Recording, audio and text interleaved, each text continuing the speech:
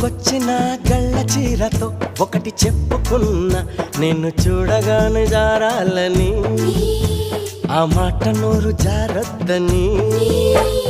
నువ్వు పెట్టుకొచ్చిన కళ్ళ జోడుతో ఒకటి చెప్పుకున్నా, మేము వల్లుకుంటే చూడొద్దని, ఈ లొల్లి బయట చెప్పొద్దని.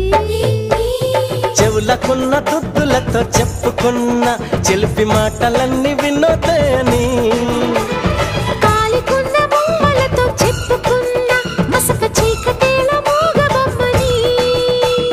నీకన్నే తనానికే చెప్పుకున్నా, తనకేవేవో చెబుతానని, అవి నీ కూడా చెప్పొద్దని.